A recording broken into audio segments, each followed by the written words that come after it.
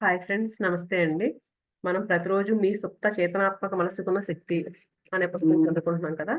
ముందు రోజు మనం ఏం చెప్పుకున్నామండి? ఇంతకు ముందు మన సుప్త చేతనాత్మక మనసే మన శరీరంలో నిర్వర్తించే అన్ని ముఖ్యమైన పనులకి నియంత్రిస్తుంది, కంట్రోల్ చేస్తుంది. అన్ని మన లోపల ఉన్న సమస్యలన్నిటికీ సమాధానం తెలుసడానికి అని, అలాగే మనకి ఏమైనా నిరాశ కానీ, తీరని కోరికలు కానీ, లేకపోతే కష్టాల గురించి కానీ ఆలోచిస్తూ కూర్చున్నామంటే మన సబ్కాన్షియస్ మైండ్ వాటికి అనుగుణంగా స్పందించి మనకు జరగాల్సిన మంచిని మనమే అడ్డుకుంటున్నట్టు అలాంటి నెగిటివ్ ఆలోచనలు చేస్తే అని. అందుకని ఎప్పుడు ఎలాంటి మనం సర్వశ్రేష్టమైన కోరికలను మాత్రమే కలిగి ఉండాలి. మనం అలాంటి ఆలోచనలు ఎప్పుడు పాజిటివ్ ఆలోచనలే కలిగి ఉండాలి. ఎప్పుడైతే మనం అలాంటి పాజిటివ్ ఆలోచనలు కలిగి దాన్నే అలవాటుగా ఎప్పుడైతే ఆలోచిస్తామో ఆటన్నిటిని, ఆ పాజిటివ్ లక్షణాలన్నిటిని, ఆ పాజిటివ్ ఆహ్, అన్నీ మన మన జీవితంలోకి తీసుకొస్తుంది సబ్‌కాన్షియస్ మైండ్. అన్నీ పాజిటివ్‌గా ఉండేలాగా మన జీవితాన్ని మారుస్తుందని. అలాగే ఎప్పుడు మనకేమైనా సమస్య వచ్చినప్పుడు దానికి సుఖాంతం అయిపోయినట్లు, దానికి ఆ ప్రాబ్లమ్‌కి ఒక సొల్యూషన్ దొరికినట్లు, సరైన సమాధానం దాన్ని మనకేమైనా ఆన్సర్ కావాలంటే మనకు ఎలాంటి ఆన్సర్ కావాలో, మనకి కావాల్సిన ఆన్సర్ మనకొచ్చినట్లు ఊహించుకుని, దాన్ని ఏదో సాధించాను అని ఎప్పుడైతే పులకరించిపోయామో, అప్పుడు మనం ఊహించిన దాని కంటే మనం ఏదైతే అనుభూతి చెందామో, మనం ఏదైతే ఊహించుకున్నామో దాన్ని మన సబ్‌కాన్షియస్ మైండ్ స్వీకరించి, ఆ కార్యాన్ని చేయడానికి ముందుకొస్తుందంటండి. దాన్ని మన ముందుకు తీసుకురావడానికి అది రెడీ అవుతుంది అని నిన్న చెప్పుకున్నాం కదండీ! ఈరోజు ఏం చెప్తున్నారంటే, ప్రాచీన కాలంలో మానసిక ఉపశమనం. యుగ యుగాలలో ప్రతి ఖండంలోనూ ఏ వాతావరణం, ఎలాంటి వాతావరణంలో అయినా సరే అంటండి, ఎలాంటి సంస్కృతిలో అయినా సరే, జనం అంటే ఒక వ్యక్తి శరీరానికి సాధారణంగా ఉండే శక్తి సామర్థ్యాలను, మంచి ఆరోగ్యాన్ని తిరిగి సమకూర్చి, అంటే ఇప్పుడేమైనా ఒక రోగం వచ్చిందనుకోండి, అనారోగ్యంతో ఉన్నారనుకోండి, ఆ రుగ్మత ఏ రుగ్మతతో అయితే బాధపడుతున్నాడో, ఆ రుగ్మతను నయం చేసే శక్తి ఎక్కడో ఒక చోట ఉంది అనే విషయాన్ని సహజంగానే తెలుసుకున్నాడంటండి. అంటే పలానా ప్లేస్‌లో ఉన్న వ్యక్తే కాదు, ఎక్కడున్న వ్యక్తి ప్రతి ఒక్కళ్ళకి తెలుసంటండి. ఆ రుగ్మత మనలో ఏమైనా రుగ్మతలుంటే వాటిని నయం చేసే శక్తి ఎక్కడో ఉంది అనే విషయం తెలుసంటండి. కొన్ని ప్రత్యేక పరిస్థితుల్లో ఈ అద్భుత శక్తిని ఆమంత్రించవచ్చని వారు నమ్మారు. అంటే దీన్ని ఉపయోగించుకోవచ్చు కొన్ని ప్రత్యేక పరిస్థితుల్లో. ఏదో తెలియని శక్తి ఉంది అనేది ప్రతి ఒక్కళ్ళు నమ్మారంటండి. దానిని ఎప్పుడైతే సరైన రీతిలో మనం ఎప్పుడైతే వాడుకుంటామో, మనకి దాని నుండి ఉపశమనం లభిస్తుంది. ఈ విశ్వాసాన్ని అనేక దేశాల చరిత్ర బలపరుస్తుందంటండి. అంటే మనలో ఏదో శక్తి ఉంది అనేది ప్రతి ఒక్కళ్ళు నమ్మేవారు అని చరిత్ర చెప్తుందంటండి.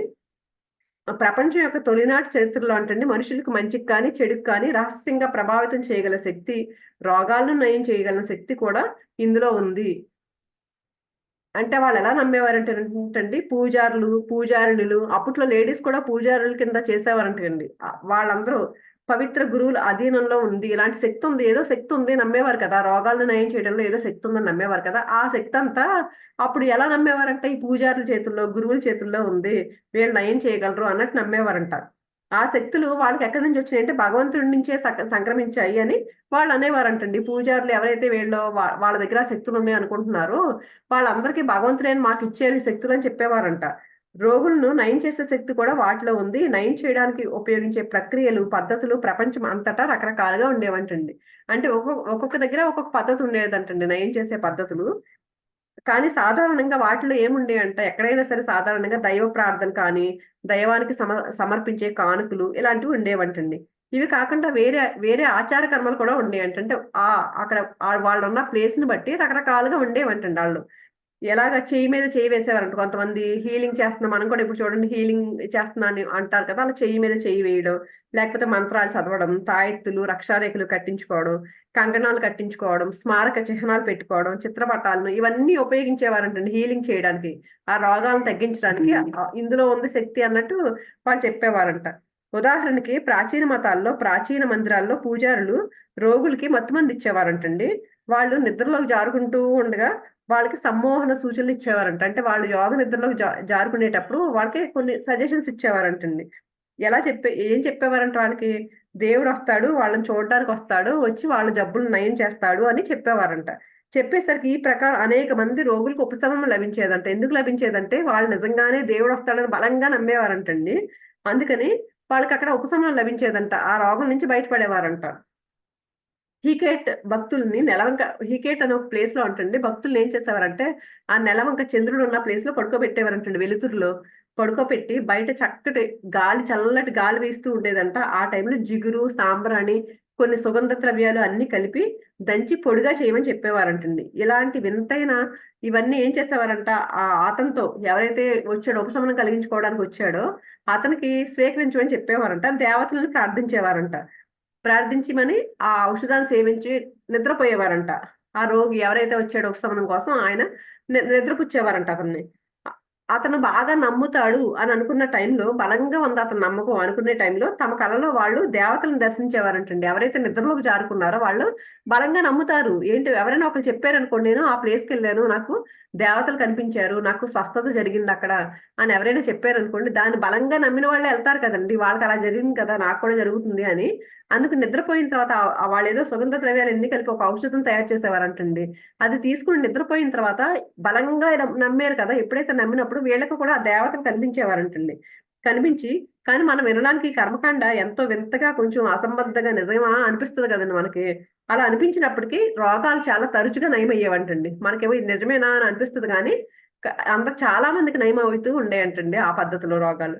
ప్రాచీన కాలంలో ప్రజలు సుప్త చేతనాత్మకమైన మనసుకున్న అద్భుతమైన శక్తిని సమర్థంగా ఉపయోగించే విధానాలని అప్పట్లో కనుక్కున్నారంటండి. దీన్ని మన సబ్ కాన్షియస్ మైండ్ ని చాలా బాగా ఉపయోగించే విధానాలని.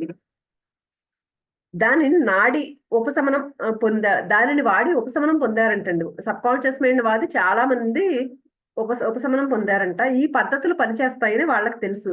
కానీ అవి ఎలా పనిచేస్తాయో, ఎందుకు పనిచేస్తాయో తెలియదు. ఇవి పనిచేస్తాయి అని తెలుసు, కానీ దాని ప్రాసెస్ కరెక్ట్ ఎలా పనిచేస్తున్నాయనే తెలియదు, కానీ పనిచేస్తాయని వీళ్ళందరికీ తెలుసంటండి. బలమైన సూచనలను వారు తమ సుప్త చేతనాత్మకమైన మనసుకి అందించడం ద్వారా ఉపచారం పొందినట్లు ఈ రోజు మనకు తెలుస్తుంది. కానీ ఈ రోజు మనకి ఆ సూచనలు ఇచ్చారు, ఆ సబ్ కాన్షియస్ మైండ్ కి బలంగా ఇచ్చారు కాబట్టి నయమైంది అని ఈ రోజు మనకు తెలుస్తుంది. మత నియమాలు, ఔషధ ద్రావణాలు, రక్షరేకులు ఆనాటి జనాన్ని ఆకర్షించేవి. అప్పట్లో అవే నమ్మేవారు కదండి. మన మన తాతలు ఆ టైంలో బాగా అవే నమ్మేవారు. ఇప్పుడు కూడా చూడండి, ఏమైనా బాగాలేదనుకోండి, జ్వరం వచ్చిందంటే, అయ్యో చిన్నపిల్లలకి ఏమైనా జ్వరం ఏమైనా వచ్చినాయి అనుకోండి, వెంటనే ఒక తాడు తెప్పించి కట్టించేస్తా ఉంటారు. తాడు కట్టించకపోయేవని పెద్దవాళ్ళు చెప్తూ ఉంటారు. ఎప్పుడు కూడా ఉన్నాయి మనకు ఆ మూఢ నమ్మకాలు. అప్పట్లో బాగా నమ్మేవారంటండి. రక్షారేకులు ఇవన్నీ జనాలు బాగా ఆకర్షించేవంటండి. అలాగే వాళ్ళ ఊహలను కూడా ప్రభావితం చేసేవంటండి. అంటే ఇది కట్టుకున్నా కదా, ఇది పలానా రక్షారేఖ కట్టుకున్నా కదా, నాకు నయమైపోద్ది అనేదాన్ని బలంగా నమ్మేవారంటండి. అలాంటి ఊహలను బాగా నమ్మేవారంట. వాళ్ళ మీద బాగా ప్రభావితం చేసేవంట అలాంటివన్నీ. జబ్బుని నయం చేయడానికి పూనుకున్న వ్యక్తి నొక్కి చెప్పే సలహాలను మన సుప్త చేతనాత్మక మనసు చేత అంగీకరించేటట్లు చేసేవి. వాళ్ళు నీకు ఇది కట్టుకున్నావు కదా, నీకు బాగైపోతుంది అని చెప్పేసరికి ఎవరైతే దాంతో బాధపడుతున్నాడో అతని సబ్ కాన్షియస్ మైండ్ మీద బాగా పనిచేసేదంటుంది. ఇది నయమైపోతుంది, నయమైపోతుంది అనే విషయం ఎప్పుడైతే బాగా నమ్మాడో, ఈ సబ్ కాన్షియస్ మైండ్ ఏం చేసేది, దానికున్న పవర్‌తో అది తగ్గిపోయేదంటండి. కానీ నిజానికి నయం చేసే క్రియ రోగి యొక్క సుప్త చేతనాత్మక మనసు నిర్వహించేది. వీళ్ళందరూ ఏమనుకునేవారు, ఇది కట్టుకున్నాం కదా, రక్షారేఖ కట్టుకున్నాను కదా, దీనివల్ల నయమైంది అనుకునేవారు. కానీ ఎందుకు నయమైంది? ఆ సబ్ కాన్షియస్ మైండ్ నమ్మింది, ఇది కట్టుకున్నాం కదా, నాకు బాగైపోతుందని నమ్మింది కాబట్టి అది తగ్గిపోయిందండి. సాధికార కొన్ని సార్లు వైద్యులు పెద్ద పెద్ద పేరు ఉన్న వైద్యుల దగ్గరికెళ్ళి ఎవరికైనా జబ్బు తగ్గలేదనుకోండి, ఏమైనా రోగం వచ్చింది, తగ్గనప్పుడు పెద్ద పెద్ద వైద్యుల దగ్గరికెళ్ళినప్పుడు కూడా తగ్గలేదనుకోండి, తమ ఆశలు వదులుకుంటారింక. నాకింక ఇది ఏమీ పనిచేయదు అని ఆశలు వదులుకున్న సందర్భాల్లో అంటండి, అన్ని యుగాలలోనూ అనధికారంగా నయం చేసేవారే అద్భుతమైన ఫలితాలను పొందారు. అంటే వైద్యులు ఎవ్వరు బాగు చేయలేరు. ఇప్పుడు కూడా చూడండి, చాలా మంది మెడిటేషన్‌లోకి వచ్చేవాళ్ళు చాలా మంది ఏదో రకరకాల ప్రాబ్లమ్స్ వస్తా ఉంటారు. ఇంకా డాక్టర్స్ అందరూ మాకు మేమేమి చేయలేము అన్నప్పుడు మెడిటేషన్‌లోకి వచ్చి మెడిటేషన్ చేసి క్యాన్సర్‌లు తగ్గించుకున్న వాళ్ళు కూడా ఉన్నారు. మనకు కూడా తెలుసు కదండీ! అలాగే అక్కడ కూడా ఏం చేసేవారంటండి, వైద్యులు పెద్ద పెద్ద వైద్యులు మేమేమి చేయలేము అని చేతులెత్తేసిన సందర్భాల్లో అంటండి, ఇలాంటి వాళ్ళే బాగు చేసిన సందర్భాలు ఎన్నో ఉన్నాయంటండి. అద్భుతమైన ఫలితాలు సాధించారంట. అలాంటి రోగాలన్నిటిని నయం చేసి అద్భుతమైన ఫలితాలు సాధించారంట. ఎలా సాధించగలిగారంటే, ఇది మన ఆలోచనలకు పని కల్పిస్తుంది. అవునా, నిజమా అనిపిస్తది కదా! ప్రపంచంలోని అన్ని ప్రాంతాల్లోనూ వీరంతా రోగాలను ఎలా నయం చేయగలుగుతున్నారు? దీనికి జవాబు దొరుకుతుంది. జబ్బు పడ్డ వ్యక్తి యొక్క మూఢనమ్మకం అతను లేక ఆమె సుప్త చైతన్యంలో అంతర్గతంగా ఉన్న నయం చేసే శక్తిని విడుదల చేస్తుంది. అంటే ఆవిడ ఎలా బలంగా నమ్మొస్తారు కదండీ! అక్కడ తగ్గట్లేదంటే ఎవరు, చూడు పలానా ఈ పని చెయ్యి, ఈ పని చేస్తే నీకు తగ్గుతుంది అన్నప్పుడు, ఆళ్ళు గాఢంగా ఎప్పుడైతే నమ్మారో, వాళ్ళ మనసులో ఆ సబ్ కాన్షియస్ మైండ్‌తో ఎప్పుడైతే గట్టి నమ్మకంతో ఇక్కడికొచ్చాను కదా, ఇక్కడ తగ్గుతుంది అని ఎప్పుడైతే నమ్మారో, అప్పుడు ఆ నయం చేసే శక్తి, వాళ్ళలో ఉన్న ఆ నయం చేసే శక్తి విడుదల చేస్తుందంటండి సబ్ కాన్షియస్ మైండ్. ప్రతి ఒక్కరికి ఆ శక్తి ఉంది. మన లోపల తెలియకుండా అంతర్గతంగా మనకు ఆ శక్తి ఉంది. ఎప్పుడైతే గాఢంగా నమ్మి ఆ మనసుకు హత్తుకునేలాగా నమ్మకంతో ఉన్నప్పుడు ఆ శక్తి అనేది విడుదలవుతుంది. నయం చేసేవారు వాడే పద్ధతులు, చికిత్స విచిత్రంగా ఉన్న కొద్దీ వ్యాధిగ్రస్తులు అంత విడ్డూరంగా, అసంగతంగా ఉన్న చికిత్స అసాధారణంగా శక్తివంతమైంది అని నమ్మే అవకాశం ఉంది. అంటే వాళ్ళు వాడేది అంటే ఈ చికిత్సా పద్ధతి ఎలా ఉంటదంటే చాలా విడ్డూరంగా ఉంటదంట అది. వింతగా ఉంటదంట. అలా వింతగా ఉండే కొద్దీ ఈళ్ళింకా ఎక్కువ నమ్ముతారంటండి. ఇలా చేయడం వల్లే నాకు తగ్గుతుంది అని. అది ఇంకా తొందరగా తగ్గిపోయేదంటండి. అది ఎంత వింతగా ఉంటే అంత తొందరగా తగ్గిపోయేదంటది. రేకెత్తించబడ్డ భావోద్వేగాల స్థితిలో వారు తమ చైతన్య, సుప్త చేతనావస్థల రెండింటిలో ఆరోగ్యానికి సంబంధించిన సలహాలను నమ్మటం సులభమవుతుంది. తర్వాత అధ్యాయంలో ఈ అంశం గురించి విస్తృతంగా తర్వాత ఇంకా చెప్తారంటండి. అంటే వాళ్ళు బలంగా వింతగా ఉండేసరికి ఇంకా గట్టిగా నమ్మేసరికి బాగా తగ్గిపోతుంది అని చెప్పారు. తర్వాత ఏంటి సుప్త చైతన్య శక్తులను వాడటంలో బైబిల్‌లోని వివరణలు. బైబిల్‌లో అంట జీసస్ చెప్పేవారంట. ఏం చెప్పారంట? ఏమేమి వస్తువులను కావాలని మీరు కోరుకుంటున్నారో, వాటిని మీరు ప్రార్థన చేసే సమయంలో అవి మీకు లభిస్తాయి అని నమ్మండి. అవి మీకు లభిస్తాయి. మనం ఏమైనా కోరుకున్నామనుకోండి, నాకిది కావాలి అని కోరుకున్నామనుకోండి, అప్పుడేం చేయమంటున్నారు? మనం ప్రార్థన చేసే సమయంలో ఇవి నాకు లభిస్తాయి అని బలంగా నమ్మమంటున్నారు. ఎప్పుడైతే అలా నమ్ముతామో అవి మీకు లభిస్తాయి అని ఉందంటండి. అందుకని మళ్ళీ చదవండి ఒకసారి ఈ వాక్యాలని. ఏంటి? నమ్మటం, లభించటం, లభిస్తాయి అన్న పదాలని ప్రత్యేకంగా గుర్తుపెట్టుకోండి. ప్రేరణ పొందిన రచయిత రాసిన వాక్యాలు వాటి ప్రాధాన్యతను తెలియజేస్తున్నాయి. అంటే వీటి ఇంపార్టెన్స్ ఏంటనేది ఈయన చెప్తున్నారు. ఎందుకంటే ఈయనకి అన్నీ తెలిసి రాశారు కదా బుక్కు. ఆ రచయిత గట్టిగా చెప్తున్నారనమాట. మనం ఒక దాన్ని నమ్మి అది నిజమని అంగీకరిస్తే మన కోరిక తీరినట్టే, ఫలించినట్లే. అంటే ఒక దాన్ని బలంగా ఎప్పుడైతే నమ్ముతామో, ఆ కోరిక మనకు తీరిపోయినట్లేనంటండి. నాకిది తీరుతుంది అని బలంగా నమ్మినప్పుడు. ఆ కోరిక అప్పటికే ఫలించింది. ఎందుకు? అది మనసులో అనుకున్నాం కదా! చాలా గట్టిగా అనుకునేసరికి, అప్పటికే అది మనసులో అది రూపుదిద్దుకుందంటండి. బయటికి రావడానికి కొంచెం టైం పడతది. అది మన ముందుకొచ్చి అది మన బాహ్య ప్రపంచంలోకి రావడానికి టైం పడుతుంది. కానీ లోపల ప్రపంచంలో మన మానసిక ప్రపంచంలో ఆల్రెడీ రెడీ అయిపోయిందంట. ఎప్పుడైతే మనం కోరికను బలంగా ఎప్పుడైతే అనుకున్నామో, మానసిక ప్రపంచంలో రెడీ అయిపోయిందంట అది. దాని ఫలితం భవిష్యత్తులో మనం గ్రహిస్తాము. ఈ ప్రక్రియ విజయవంతం కావటం ఆలోచన, ఊహ, రూపం మనసులో అప్పటికే వాస్తవంగా పరిణమించిందన్న మన విశ్వాసం మీద ఆధారపడి ఉంటుంది. ఇదెప్పుడు విజయవంతం అవుతుంది? మన ఊహ, రూపం ఇదిలా ఉంది. ఒక కోరిక కోరుకున్నామండి.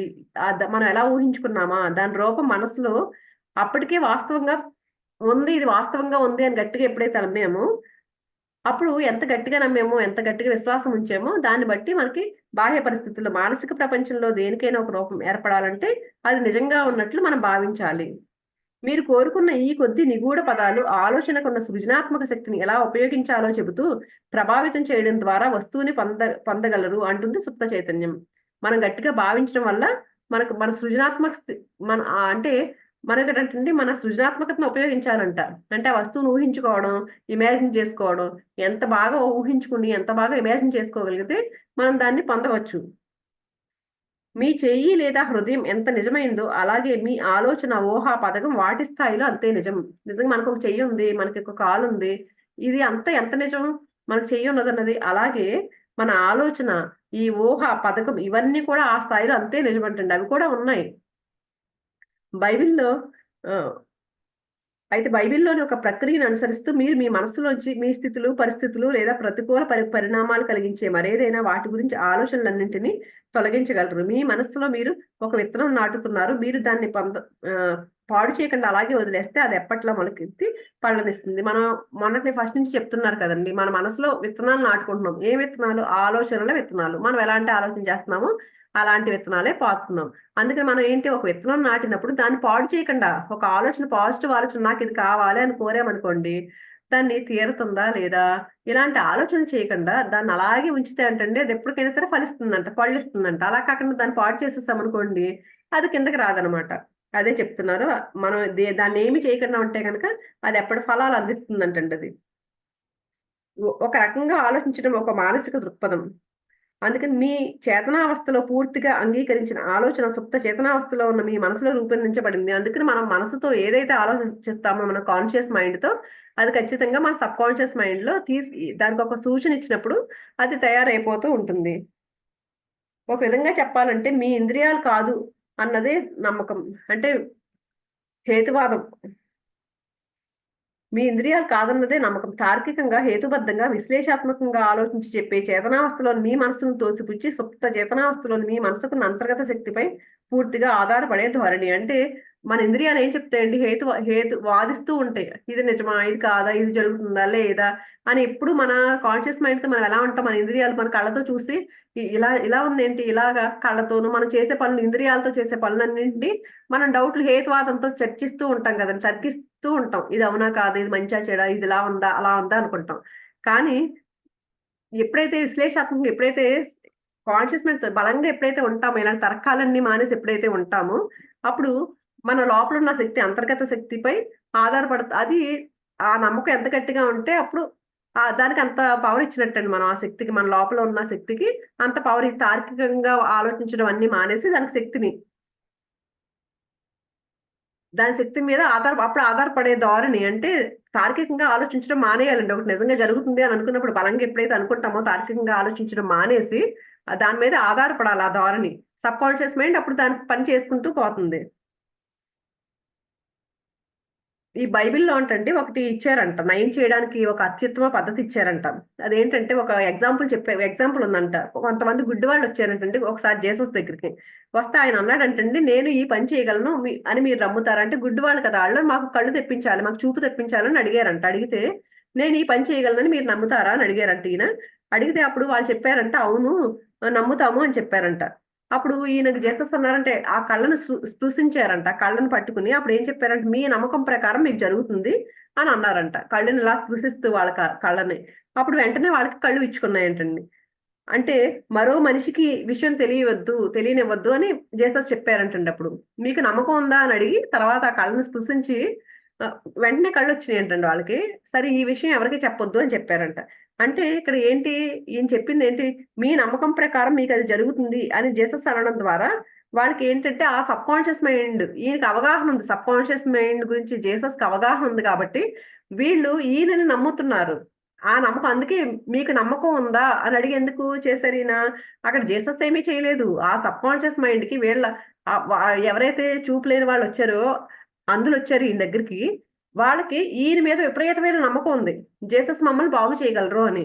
ఆ నమ్మకం ఉంది కాబట్టి, మీకు నమ్మకం ఉందా అని అడిగి ఈయన చేశారు. ఆ నమ్మకం ఉంది కాబట్టి, ఆ సబ్‌కాన్షియస్ మైండ్ అంత బలంగా నమ్మింది కాబట్టి, ఈయన మీకు మీ కళ్ళు ఇలా అనేసరికి ఆయనకి కళ్ళొచ్చినియి. అందుకని ఇక్కడ ఈయన చెప్పేదేంటి? జీసస్ చేయడం వల్ల కాదు, కళ్ళ మీద స్పృశించడం వల్ల కాదు. వాళ్ళకున్న నమ్మకం, ఆ సబ్‌కాన్షియస్ మైండ్‌లో వాళ్ళకున్న నమ్మకం, జీసస్ పెట్టిన వెంటనే నాకు నయమవుతుంది అన్న నమ్మకమే వాళ్ళకి చూపు తెప్పించింది అని చెప్తున్నారండి. అందుకని ఎప్పుడు ఏంటండి మనలో ఉంది. ఆ శక్తి మనలో ఉంది. దాన్ని మనం నమ్మాలి. బలంగా నమ్మాలి. ఆయన మళ్ళీ ఎవరికీ చెప్పొద్దు మీరు. ఇలా బాగయిందని చెప్పేసి ఎవరికీ చెప్పొద్దని కూడా చెప్పారు కదా వీళ్ళకి. ఎందుకు చెప్పారంటే, ఆ మాట ఎందుకు చెప్పారంటే కొంతమంది, అవునా జీసస్ చేయి పెట్టగానే ఇలా చెప్పారనుకోండి, జీసస్ ఇలా చేయి పెట్టాడు మాకు పోయింది. ఇలాగ వెంటనే కన్ను చూపొచ్చిందంటే ఎవరైనా నమ్మని వాళ్ళుంటారు కదండీ! వాళ్ళు అవునా ఏంటి నిజమేనా అది? అలా ఏమైనా నెగెటివ్‌గా మాట్లాడారనుకోండి, మాట్లాడినప్పుడు ఏమవుతుంది? వెంటనే అది పోవచ్చు మళ్ళీ ఆ పవరు. అందుకని చెప్పేసి ఎవరికీ చెప్పొద్దు అన్న మాట అందుకు చెప్పారంటండి. ఈళ్ళు నయం చేయగలిగిన శక్తిని వాళ్ళు అర్థం చేసుకున్నారు. ప్రతి ఆదేశాన్ని జీసస్ ఏదైతే చెప్పారో ఆ ప్రతి ఆదేశాన్ని వీళ్ళు నిజమని నమ్మారు. అందుకనే ఆయన సాయం అర్థిస్తూ వచ్చారక్కడికి. ఎప్పుడైతే పక్కన వాళ్ళతో ఎవరితోని చెప్పారనుకోండి, ఎందుకు చెప్పొద్దు నయమయింది అని ఎందుకు చెప్పొద్దని చెప్పారు? అపనమ్మకంతో ఉన్నారు కదా వాళ్ళు. కొంతమంది అపనమ్మకంతో ఉంటారు. అలాంటి వాళ్ళు ఏవైనా వ్యతిరేకంగా మాట్లాడితే అలాంటి విమర్శలన్నీ ఎదుర్కోవాల్సొస్తుందని అన్నారు. అందుకని ఈయనకి అవగాహన ఉంది కాబట్టి ఆయన నయం గలిగారు. వాళ్ళలో ఉన్న శక్తే అది. ఈయన చేసింది కాదు అని చెప్తున్నారండి. తర్వాత ప్రపంచవ్యాప్తంగా ఉన్న పుణ్యక్షేత్రాల్లోని అద్భుతాలు. ప్రతి ఖండంలోనూ, ప్రతి దేశంలోనూ ఎన్నో పుణ్యక్షేత్రాలున్నాయి కదండీ! ఇక్కడ ఉపశమనం లభిస్తూ ఉంటుంది. కొన్ని కొన్ని ప్లేసులు చాలా ఫేమస్ అంటారు కదా! అక్కడికెళ్తేనంట చాలా మంచి ప్లేస్ అంట. అక్కడికెళ్తే మంచి ఎనర్జీస్ ఉంటాయంట. మంచి హీలింగ్ పవర్స్ ఉంటాయంట అని చెప్పుకుంటూ ఉంటాం కదండీ మనం. అలాగా కొన్ని చాలా విశ్వవిఖ్యాతి పొందాయంటండి. అంటే చాలా ప్రసిద్ధి పొందినియంట. మరికొన్ని వాటికి దగ్గరలో నివసిస్తున్న కొంతమంది కొన్ని ప్లేసెస్ గురించి ఏంటంటే చుట్టుపక్కల వాళ్ళకి తెలుస్తది. అందరికీ తెలీదు. కానీ కొన్ని ప్లేసెస్ గురించి మాత్రం మొత్తం అందరికి తెలుస్తుంది కదా! అలాంటి కొన్ని ఉపశమనం కలిగించేవి ప్లేసెస్ చాలా ఉన్నాయంటండి. అయితే అవి అందరికి తెలిసినా, ఎవరికీ తెలియకుండా మారుమూలే ఉండిపోయినా, ఎక్కడైనా చికిత్స జరుగుతూ ఉంటాయంటండి అక్కడ. అంటే అవి ఎలా జరుగుతాయి చికిత్సలు అంటే ఇవన్నీ ఈ సబ్ కాన్షియస్ మైండ్ ద్వారానే జరుగుతాయంటండి. ఈ సబ్ కాన్షియస్ మైండ్ ఉన్న పవర్ ద్వారానే జరుగుతూ ఉంటాయంటండి చికిత్సలు. జపాన్ లో అంటండి ఈయన ఎవరు ఈ రచయిత మర్ఫీ గారు ఉన్నారు కదా, ఆయన చాలా పుణ్యక్షేత్రాలకు వెళ్ళారంటండి. ఆ డయా డయాబుట్సు అనే ఒక పుణ్యక్షేత్రం ఉందంట. అది ప్రపంచ ప్రఖ్యాతి చెందిందంట. ఇక్కడ ప్రధానమైన ఆకర్షణ ఏంటంటే 42 అడుగుల ఎత్తులో ఉన్న బ్రహ్మాండమైన కాంస్య విగ్రహం అంటండి. అందులో ఆ విగ్రహం ఎవరిదంటే బుద్ధుడిదంటండి. ఆయన చేతులు కట్టుకుని కూర్చున్నాడంట. ఆయన తల ఒక వైపుకు వాలి దీర్ఘాలోచనలో అపరిమిత ఆనందంలో ఉన్న భంగిమ అంటండి. అది బుద్ధుడి విగ్రహం ఉందంటండి ఈయన చూసిన ప్లేస్ లో. అయితే అక్కడ ఒక యువత కనిపించిందంటే ఈయనకి. ఆవిడంట ఆ యువత ఏం చేస్తుందంట, పూజ చేస్తుందంట ఆ విగ్రహానికి. ఏం పూజ అంటే డబ్బు, పళ్ళు, బియ్యం, నారింజకాయలు అన్ని పెట్టిందంటండి. అక్కడ పెట్టి కొవ్వొత్తులు వెలిగించిందంట. సాంబ్రాణి ధూపం వేసిందంట. ప్రార్థన మంత్రాలు చదువుతూ ఉందంట. ఆమె తల వంచంటండి 2 నారింజ పళ్ళను సమర్పిస్తూ ప్రార్థన చేస్తూ ఉండడం ఈయన విన్నారంట. ఆవిడ ఏం చెప్తుందంట, నా గొంతు నాకు తిరిగి ఇచ్చినందుకు ధన్యవాదాలు చెప్తుందంటండి బుద్ధుడికి. ప్రార్థిస్తూ ఆమె చెప్తుందంట, నా గొంతు నాకు తిరిగి ఇచ్చావు అని థ్యాంక్ యూ అని చెప్తుందంట. ఆవిడ గొంతు పోయిందంటండి. కానీ ఈ పుణ్యక్షేత్రం చాలా ప్రసిద్ధి చెందింది ఆ పుణ్యక్షేత్రం అన్నారు కదా. ఆ పుణ్యక్షేత్రంలోకి వచ్చిన తర్వాత మళ్ళీ తిరిగి వచ్చిందంట ఆవిడ గొంతు. ఒక ప్రత్యేకమైన ఆచారం పాటించి ఉపవాసం ఉంటూ కొన్ని కానుకలను సమర్పిస్తే బుద్ధుడు తనకు పాటలు పాడే గొంతు తిరిగి వెనకిస్తాడు అనే ఒక చిన్న నమ్మకం.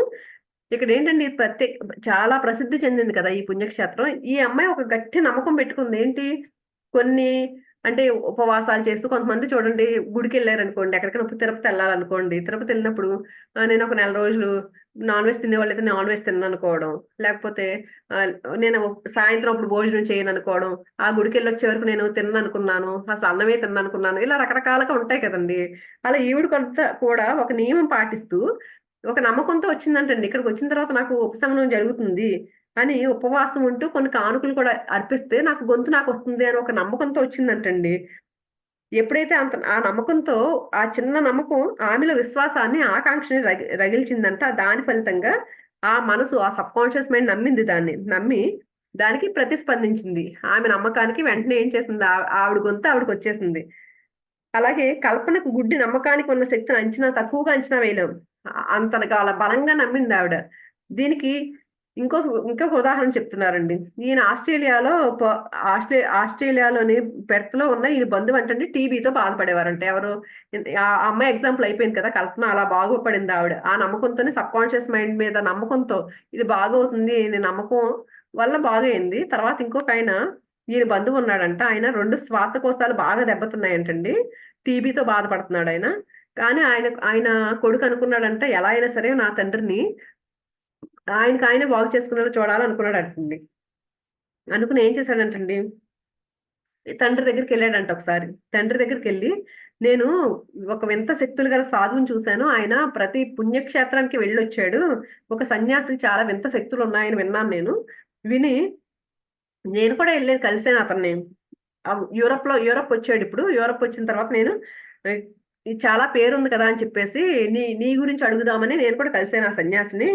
అతను చాలా పుణ్యక్షేత్రాలు తిరిగాడు కదా. ఒక దగ్గర ఏంటంటే సిలువేశారు కదా జీసస్‌ని. ఆ సిలువ తాలూకు అసలైన సిలువ తాలూకు ఒక చిన్న ముక్కను సంపాదించాడు అతను. ఆ సంపాదించిన ముక్కని ఆ మధ్యయుగానికి చెందిన ఒక ఉంగరం మధ్యలో పెట్టాడు దాన్ని. దాన్ని ఎవరైతే తాకుతున్నారో వాళ్ళ రోగాలన్నీ పోతున్నాయని చెప్పాడంటండి. అది నేను ఆ సన్యాసి దగ్గర డబ్బులు $500 డబ్బులు పెట్టి బతిమలాడి దాన్ని నీ కోసం తీసుకొచ్చాను అని తండ్రికి చెప్పాడంటండి. వెంటనే తండ్రి లాక్కున్నంత పనిచేసి తీసుకున్నాడంటండి. తీసుకుని ఆ ఉంగరాన్ని ఇలా హృదయానికి అదుముకుని పడుకున్నాడంట ఆ రోజు. తెల్లవారు లేచేసరికి ఆయనకున్న జబ్బంతా పోయిందంటండి. టెస్టులు చేసి డాక్టర్స్ ఇదేంటి అసలు ఏమీ లేదంట. హెల్తీగా తయారయ్యాడంట ఆయన. అయితే ఇక్కడ ఏంటి, ఈ కొడుకు చెప్పాడు, స్టోరీ చెప్పాడు కదా, సన్యాసి దగ్గరికి వెళ్ళాను నేను, ఆయన ఒక ఉంగరం ఇచ్చాడు. ఇదంతా కూడా కట్టుకథేనంటండి. అది నిజంగా అతను ఎక్కడికి వెళ్ళలేదంట. ఏ సన్యాసి లేడంట. ఒక చిన్న రోడ్డు మీద వెళ్తుంటే ఒక చిన్న కర్ర పుల్ల చిన్న మొక్క దొరికిందంట కర్ర. ఆ కర్రలోంచి చిన్న మొక్క తీసంటండి ఒక బంగారు షాప్ దగ్గరికి వెళ్ళి పాతకాలం లాంటి ఉంగరంలో ఇది పెట్టేసి కర్ర ముక్క పెట్టిమ్మని చెప్పాడంటండి. కానీ తండ్రికి వచ్చి ఏం చెప్పాడు, నాకు ఒక సన్యాసి ఇచ్చాడు, ఇది ముట్టుకున్న వాళ్ళందరూ బాధలు పోతున్నాయని చెప్పాడు కదా. దీన్ని ఆ తండ్రి బలంగా నమ్మాడనమాట. నిజంగానే ఇది పట్టుకున్నాను, ఎవరో సన్యాసి, ఒక ఎంతో పేరున్న సన్యాసి తీర్చాడు నాకు అని బలంగా నమ్మేసరికి ఆయన తగ్గిపోయిందంటే తర్వాత 15 సంవత్సరాలకి ఆయనకి ఎలాంటి జబ్బు లేదంట. కానీ 15 సంవత్సరాల తర్వాత ఆయన వేరే ఏదో కారణాల వల్ల చనిపోయాడంట గానీ 85 ఏట చనిపోయాడంట. అప్పటి వరకు 15 సంవత్సరాల తర్వాత వరకు కూడా ఏమీ లేదంటండి. దీని వల్ల అప్పటి వరకు చాలా బాధపడ్డాడు కదా! అంటే చూడండి సబ్‌కాన్షియస్ మైండ్ అతని సబ్‌కాన్షియస్ మైండ్ అంత బలంగా నమ్మింది. అంటే ఇక్కడ పవర్ దేనికుంది? ఆ ఉంగరానికి ఉందా అంటే ఉంగరానికి లేదు. లోపల ఆయన మనసు అంత గట్టిగా నమ్మింది కాబట్టి ఆ నయం చేసే శక్తిని ఆ సబ్‌కాన్షియస్ మైండ్ రిలీజ్ చేస్తుందనమాట. ఒక సర్వసామాన్యమైన ఉపశమన సిద్ధాంతం. ఉపశమనం చేసే ప్రక్రియలన్నీ అద్భుతంగా నయం చేస్తాయన్న సంగతి అందరికీ తెలిసిందే. అంతే ఇప్పుడు చూడండి నిజంగా మన నమ్మకం ఎలా ఉంటుందంటే నాకొకటి గుర్తొచ్చిందండి. ఇప్పుడు మనం పల్లెటూరులో సాధారణంగా అంటే పల్లెటూరులో నేను చాలా సార్లు విన్నాను. హ్మ్. ఒక నిప్పులు ఏర్పాటు చేస్తారు. కొన్ని కొన్ని ఉంటదండి. ఒక ప్రత్యేకంగా ఒక పండగకో దేనికో నిప్పులు గుండం అంటారంటండి. నిప్పులు గుండం చేసి ఆ నిప్పుల మీద నడుస్తారంటండి. నాకు తెలిసిన వాళ్ళు కూడా నడిచారు నాకు తెలుసు. అదేంటి మీకు కాలదా అని అడిగేదాన్ని నేను ఆశ్చర్యంగా చిన్నప్పుడు. అడిగితే ఏమీ కాలదనేవారాళ్ళు. నిప్పుల మీద నడిచినా సరే వాళ్ళకి కాలదంటండి. ఎందుకు? దాని మీద నడిస్తే కాలదు అని ఒక నమ్మకంతో నడుస్తారాళ్ళు. అందుకని వాళ్ళకి కాలకుండా ఉంటది. సినిమాల్లో కూడా మనం చాలా సినిమాల్లో చూసాం గదండీ! ఆళ్ళు నిప్పుల మీద నడవడం, కాలిపోవడం అవన్నీ ఉంటాయి కదా! కానీ చాలా మందికి కాలదంటండి అది. ఎందుకంటే దీని మీద నడుస్తున్నాం కాబట్టి ఇదేం కాలదు అని నమ్మకం. అలాగే చాలా మందికి నమ్మకం ఏంటి? మనం అసలైన చికిత్స ఇది. ఈ సబ్‌కాన్షియస్ మైండ్ ఎందుకు ఇలా చేస్తుందంటే, అసలు మన నమ్మకమే. అసలు చికిత్స ప్రక్రియ ఏంటి? అక్కడ జరుగుతున్న చికిత్స ఎలా జరుగుతుంది? అంటే, మన నమ్మకమే అక్కడ చికిత్స జరిగే ప్రక్రియ. దాని ప్రక్రియను తీసుకొచ్చేదేంటి మన నమ్మకమే. అది చేసేది మన మనసు. దాన్ని పూర్తి చేసేది. ఈ ప్రాథమిక సత్యాల గురించి గాఢంగా ఆలోచించండి. మన మానసిక కార్యాలను విభజిస్తాం. ఒకదాన్ని చేతనావస్థలో మనసు నిర్వహిస్తే, మరో దాన్ని సుప్త చేతనకు అప్పగిస్తాం. మనం మానసికంగా, మనసు పరంగా చేసే కార్యాలనేంటి కొన్నేమో సబ్‌కాన్షియస్ మైండ్‌కి అప్పగిస్తే, కొన్నేమో కాన్షియస్ మైండ్‌కి అప్పగిస్తామంట. సుప్త చేతనావస్థలోని మీ మనసు సలహాలు కొన్న శక్తిని ఎప్పుడూ స్వీకరిస్తుంది. మనం ఎప్పుడైతే సబ్‌కాన్షియస్ మైండ్‌లో ఎప్పుడు ఏ సలహా ఇచ్చినా సరే, మన కాన్షియస్ మైండ్ చక్కగా స్వీకరిస్తదది. అందుకే ఎప్పుడు పాజిటివ్ ఆలోచనలు చేయండి. నెగెటివ్‌గా అనుకోవద్దు అని చెప్తున్నారు కదా! ఈ బుక్‌లో ఫస్ట్ నుంచి చెప్పేదదే. మీరెప్పుడు పాజిటివ్‌గా ఉండండని చెప్తున్నారు కదా! ఎందుకంటే మనకి ఏదిచ్చినా సరే చక్కగా తీసుకుంటది మన సబ్‌కాన్షియస్ మైండ్. మనం ఏ సలహా ఇస్తే, ఏ సూచన ఇస్తే దాన్నే తీసుకుంటదది. దాన్నే బయటకొచ్చేలాగా చేస్తది. సుప్త చేతనావస్థలోని మీ మనసు మీ శరీరం చేసే ప్రతి పనిని, స్థితులను, అనుభూతులను పూర్తిగా తన అధీనంలో ఉంచుకుంటుంది. అని ఇంకా ఏం చెప్తుంది మనోవశీకరణ దశలో ఉన్న వ్యక్తులలో వారి మనసులకు సూచనలిచ్చి ఆజ్ఞల మేరకు ఎటువంటి రోగ లక్షణాలైనా సృష్టించవచ్చు. ఇప్పటివరకు ఏంటి? పాజిటివ్‌గా చెప్పారు కదండీ! ఇప్పుడు నెగెటివ్ కూడా చెప్తున్నారు. నెగెటివ్ అంటే ఏంటి? కొంతమంది నెగెటివ్ సజెషన్స్ ఇచ్చేవాళ్ళు కూడా ఉంటారు కదండీ! వశీకరణ దశలో ఉన్నప్పుడు వాళ్ళని ఒక స్టేజ్‌లోకి అంటే ఆ సబ్‌కాన్షియస్ మైండ్‌ని తీసుకొచ్చేసి కాన్షియస్ మైండ్‌ని నిద్రపుచ్చి, వాళ్ళకి సూచనలిచ్చి ఏదైనా చేయగలరంటండి. ఇక్కడ ఉదాహరణకంటండి ఒక వ్యక్తికి సూచనలిచ్చి, నీకు టెంపరేచర్ వచ్చింది బాగా నువ్వు జ్వరంతో ఉన్నావు, నీ మొహం ఎర్రగా కందిపోతుందని, లేకపోతే నువ్వు చలితో గజగజ వణకొచ్చని, వ్యక్తికి సూచనలిచ్చారనుకోండి, ఆ సబ్‌కాన్షియస్ మైండ్, కాన్షియస్ మైండ్ నిద్రపుచ్చేసి, ఇచ్చినప్పుడంటండి అతని కాళ్ళు చచ్చుబడిపోయే అవకాశం ఉందంటండి. అంటే నువ్విలాగ నీ కాళ్ళు చచ్చుబడిపోయినియి అన్నారనుకోండి, నిజంగా కాళ్ళు చచ్చుబడిపోయే అవకాశం ఉంటుందంటండి. అతను నడవలేడని అంటే అలాగే జరుగుతుందంట. మీరు ఒక చన్నీళ్ళ కప్పును చల్లటి నీళ్ళు తీసుకెళ్ళంటండి ఆ స్టేజ్‌లో హిప్నోటిజం చేస్తాడు కదా! ఆ స్టేజ్‌లో అంటండి, ఒక చల్లటి నీళ్ళు తీసుకెళ్ళి ముక్కు దగ్గర పెట్టి, దీని నిండా మిరియాలున్నాయి వాసన చూడు అంటే, ఆయనకి నిజంగా అదే పనిగా తుమ్ములొస్తాయంటండి. ఆ మిరియాలు పీల్చినట్టే ఫీల్ అవుతాడంట. ఆయనకి తుమ్ములెందుకొచ్చాయనుకుంటున్నారంటే, ఆ నీళ్ళ వల్ల లేకపోతే మీరిచ్చిన సూచన వల్ల? ఏంటంటే ఖచ్చితంగా సూచన వల్లే నీళ్ళు వచ్చి ముక్కులోంచి అలాగా తుమ్ములొచ్చినియి వాళ్ళకి.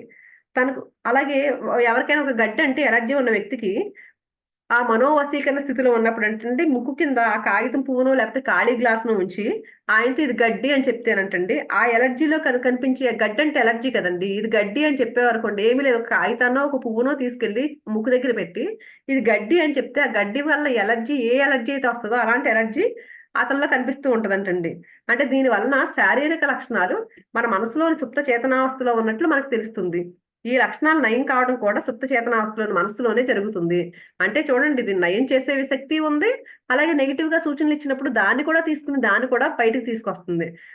ఇది చూడండి మీకు 'రెండు రోళ్ళ ఆరు' సినిమా వచ్చిందండి అప్పట్లో 'చంద్రమోహన్', 'రాజేంద్ర ప్రసాద్' హీరోలప్పుడు. అందులో శ్రీలక్ష్మిను ఆయన పేరు పట్టాభిరాము గారు మీకు గుర్తుందో లేదో నాకు తెలీదు కానీ ఆ సినిమా చూసారో లేదో కానీ చాలా అప్పట్లో హెల్తీ కామెడీ 'జంధ్యాల' గారి సినిమాలన్నీ చాలా హెల్తీ కామెడీ 'శ్రీలక్ష్మి' కామెడీ చాలా బాగుండేయి కదండీ ఆవిడ.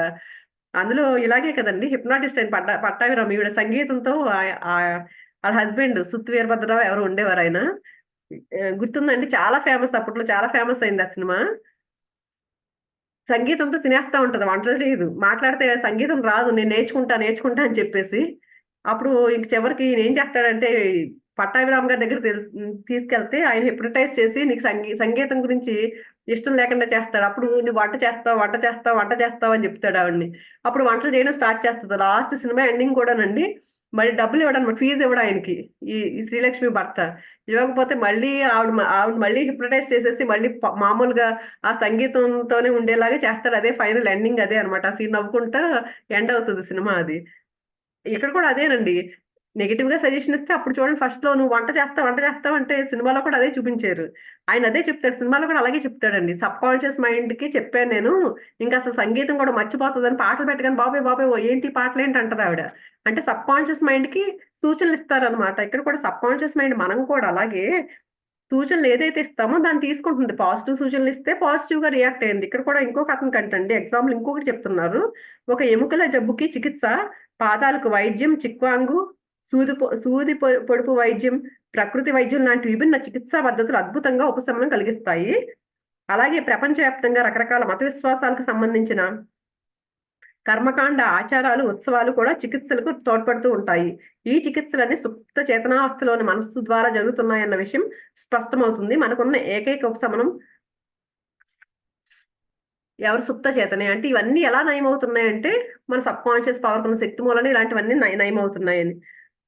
సుప్త చేతనావస్థలో మనసు మీ వేలికి తగిలిన గాయాన్ని ఎలా నయం చేస్తుందో ఒకసారి గమనించండి. సరిగ్గా ఎలా చేయాలో దానికి తెలుసు.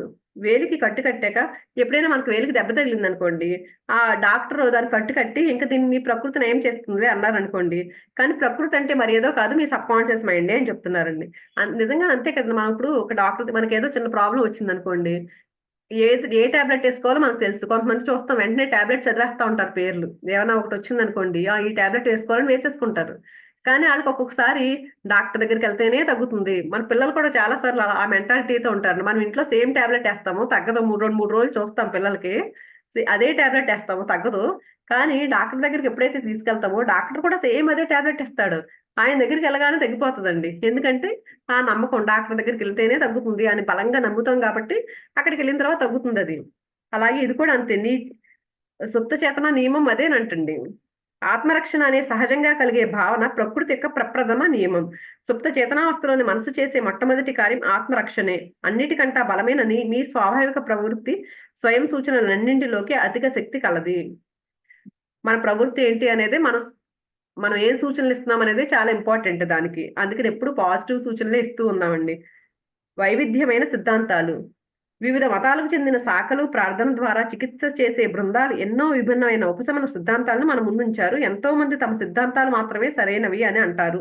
ఎందుకంటే వాటి ఆచరణ మంచి ఫలితాలను ఇస్తుంది కనుక. మనం ఈ అధ్యాయంలో తెలుసుకున్నట్లు అది సరైనది కాకపోవచ్చు. అంటే రకరకాల శాఖలు ఉన్నాయి, రకరకాల ప్రార్థనలు ఉన్నాయి కదండి. అందరూ ఎవరి ఎవరి ఎవరి ప్రతి ఒక్కళ్ళు మాది మంచిది ఇలా అంటూ ఉంటారు కదా. ఎవరి చికిత్స అనేది చెప్తారు. ఎంతో మంది మా సిద్ధాంతాలు అంటే ప్రతి ఒక్కరికి ఒక రకమైన సిద్ధాంతాలు ఉంటాయి కదండి. ప్రతి ఒక్కళ్ళు మా సిద్ధాంతం కరెక్ట్ అంటూ ఉంటారు కదా. కానీ అది సరైనది కాకపోవచ్చు. ఉపశమనం కలిగించే పద్ధతులు ఎన్నో ఉన్నాయన్న సంగతి మీకు తెలుసు. ఫ్రాంజ్ ఏంటన్ మెస్మర్ ఒక ఆస్ట్రియా వైద్యుడు అంటండి. దాని గురించి చెప్తున్నారు. అంటే మా సిద్ధాంతం కరెక్ట్ ఇలా చెప్తారు, కానీ ఒక ఎగ్జాంపుల్ చెప్తున్నారు. ఒక వైద్యుడు ఉన్నాడంటే ఆయన ప్యారిస్ లో ప్రాక్టీస్ చేసేవాడంటండి. రోగుల శరీరాలకు అయస్కాంత ముక్కలు తాకించడం ద్వారా ఆరోగ్యాన్ని అద్భుతంగా నయం చేయవచ్చు అని ఆయన తెలుసుకున్నాడంట. గాజు అనేక రకాల ధాతువుల ముక్కలను కూడా వాడి చికిత్స చేసేవాడంట ఆయన. తర్వాత ఇలాంటి వస్తువులను వాడడాన్ని విడిచిపెట్టి కేవలం తన చేతులతో రోగి శరీరాన్ని నిమిరేవాడు. ఫస్ట్ లో అంటే కొన్ని వస్తువులు అయస్కాంతాన్ని, రాగి, కొన్ని వస్తువులను ఉపయోగించి బాగు చేసేవాడంట రోగుల్ని. కానీ తర్వాత అవన్నీ మానేసి ఊరికే చేతులతో నిమురుతూ బాగు చేసేసేవాడంటండి మన రోగుల్ని. తన చికిత్సలకు అసలు మూలం ప్రాణుల్లోని అయస్కాంత శక్తి అని నిర్ధారించారంట. అంటే అతనికి అర్థమైపోయింది ఏంటి, ఆ చికిత్సకి ఏ వస్తువులు అక్కర్లేదు అనేది ఆయనకి అర్థమయ్యి ఏదో అద్భుతమైన అయస్కాంత శక్తి ఉపశమనకుడి చేతుల్లోంచి ప్రవహించి రోగి శరీరంలోకి చేరుతుందని సిద్ధాంతరీకరించాడు. అతను ఏమనుకున్నాడంటే నా చేతుల్లో ఉన్న అయస్కాంత శక్తి ఆ రోగి చేతుల్లోకి వెళ్తుంది అని ఆయన సిద్ధాంతం చెప్పాడంట. రోగాలను నయం చేసే ఈ పద్ధతికి మెస్మర్ తన పేరునిచ్చాడు. అది మెస్మరిజంగా పిలువబడుతుంది. మెస్మరైజ్ చేసేసాడు అంటాం కదండి మనం కూడా. ఆయన పేరు మెస్మర్ అంట. అందుకని ఈయన తన పేరునిచ్చాడంట ఈ నయం చేసే పద్ధతిని. అదే మెస్మరిజంగా పిలువబడుతుంది అంటే ఈ రోజు. దాన్నే మనం హిప్నాటిజం, ఇంద్రజాలం అలా అని పిలుస్తున్నామంటే ఈ రోజు మనం. మెస్మర్ విజయానికి అసూయ చెందిన ఇతర వైద్యులు ఆయన చేసే చికిత్సలన్నీ సూచనలే కానీ మరేది కాదు అంటారంట. అంతే కదండి, ఎవరికైనా పేరు వచ్చిందంటే ఆటోమేటిక్ గా ఎవరో అసూయ పనులు తయారైపోతూ ఉంటారు కదా, మాకెందుకు రాలేదు అని తయారవుతూ ఉంటారు కదా. అందుకని కొంతమంది వీళ్ళందరూ అన్నారంట ఆయన ఏం చెయ్యట్లేదు, సూచనలు ఆయన ఇచ్చే సూచనల వల్లే అని చెప్పారంటండి. వారిని గుచ్చి గుచ్చి అడిగిన తర్వాత ఆ సూచనలకు ఉన్న శక్తి అలాంటి అద్భుతమైన ఫలితాలను ఎలా ఇచ్చిందో తమకు తెలియదు అని ఒప్పుకున్నారంట. మరి అయితే సూచనలే అంటున్నారు కదా, మరి ఎలా ఫలితం ఇచ్చింది అని అడిగితే, ఇది ఎన్నిసార్లు అడిగితే మాకు తెలీదు, మరి అలా అంతటి అద్భుతమైన ఫలితాలను ఎలా ఇస్తుందో మాకు తెలియదు అని ఒప్పుకున్నారంట. ఆ అన్ని బృందాలు అంటండి మనోరోగ చికిత్సకులు, మనోవైజ్ఞానికులు ఎముకల జబ్బులు నయం చేసేవారు, పాదాలకు వైద్యం చేసేవారు. వైద్యులు ప్రతి రకం మత బృందాలు సుప్త చేతన కన్నా ఒక సార్వత్రిక శక్తిని వాడుతూ ఉంటారు. వీరిలోని ప్రతి ఒక్కరూ తమ సిద్ధాంతాల మూలాన చికిత్స జరిగినట్లు వాదించవచ్చు. అంటే ఒక్కొక్కళ్ళు ఒక్కొక్క రకంగా బాగు చేయొచ్చు కదండి. అంటే ఎవరి సిద్ధాంతం వాళ్ళది. రకరకాల సిద్ధాంతాలు మా సిద్ధాంతం వల్లే బాగుంది, మా సిద్ధాంతమే బాగుందని చెప్పుకుంటూ ఉంటారు కదా. కానీ వాస్తవం దానికి ఎంతో విభిన్నంగా ఉంది. అన్ని రకాల చికిత్స యొక్క ప్రక్రియ నమ్మకం అనే పేరుతో పిలువబడి ఒక నిశ్చితమైన సానుకూలమైన మానసిక ధోరణి, అంతర్గతంగా ఉన్న వైఖరి, ఒక రకమైన ఆలోచన సరళి. కానీ ఏంటి ఎవరి సిద్ధాంతం కరెక్ట్ కాదు ఇక్కడ. అందరికంటే ఏంటి అన్నిట్లోనూ ఉన్నది ఏంటంటే ఒక నమ్మకం. పలానా డాక్టర్ దగ్గరికి వెళ్తే నాకు తగ్గుతుంది అని ఒక రోగి ఎవరైతే నమ్మకంతో వెళ్ళాడో అక్కడ తగ్గుతుందంటే అక్కడ నమ్మకం అంతే. లోపల అతను అంతర్గతంగా ఉన్న వైఖరి, ఇక్కడికి వెళ్ళాను కదా నాకు తగ్గుతుంది అనే నమ్మకమే వాళ్ళని ఉపశమనం కలిగిస్తుంది ఆ వ్యాధి నుంచి. ఒక రకమైన ఆలోచన సరళి. మనం కోరుకునే దాని మీద నమ్మకం ఉంటే ఆ కారణంగా ఉపశమనం మనకు లభిస్తుంది. మన నమ్మకమే సుప్త చేతనావస్థలోని మనస్సుకి శక్తివంతమైన సూచన ఇచ్చి ఉపశమన శక్తి విడుదలకు తోడ్పడుతుంది. మనం ఇది తగ్గుతుంది నాకు అని బలంగా నమ్మాం కాబట్టే మన లోపల నుంచి మన సబ్ కాన్షియస్ మైండ్ లోంచి ఆ శక్తి ఉపశమన శక్తి బయటకు వచ్చి మనకి ఉపశమనాన్ని కలిగిస్తుంది. ఒక వ్యక్తి ఏ రీతిలో ఉపశమనం పొందుతాడో మరో వ్యక్తి కూడా అదే రీతిలో నయం చేయబడతాడు. ఆ ఇద్దరికి వారి వారి సొంత సిద్ధాంతాలు, పద్ధతులు ఉండి ఉండవచ్చు. కానీ ఉపశమనం కలిగించే ప్రక్రియ మాత్రం ఒకటే. అంటే రకరకాల మన ఆలోచనలు వేరేగా ఉండొచ్చు, సిద్ధాంతాలు వేరేగా ఉండొచ్చు. కానీ లోపల ఉన్న నమ్మకమే, ఎవరి నమ్మకం వాళ్ళకి, అది మాత్రమే ఉపశమనం కలిగిస్తుందంటండి అందరికీ. ఎవరికైనా సరే ఉపశమనం కలిగించేది వాళ్ళ లోపల ఉన్న నమ్మకమే. ఒకే ఒక ఉపశమన శక్తి ఉంది. దాని పేరు సుప్త చేతనావస్థలోని మీ మనసు. మీ మనసుకు నచ్చిన సిద్ధాంతాన్ని, నమ్మకాన్ని, పద్ధతిని మీరు ఎంచుకోండి. మీకు నమ్మకం ఉంటే ఫలితాలు తప్పక లభిస్తాయి అన్న విషయంలో మీకు ఎలాంటి సందేహం ఉండనక్కర్లేదు. అంటే అదే నమ్మకం. ఎప్పుడైతే మనం నమ్మకంగా ఉంటామో ఆ నమ్మకాన్ని పెంపొందించుకోండి అని చెప్తున్నారండి. ఎప్పుడైతే నమ్మకంతో ఉంటామో ఆ నమ్మకమే మనల్ని ఉపశమన క్రియగా మారుస్తుంది, ఉపశమనం చేస్తుంది మనకు ఆ నమ్మకమే.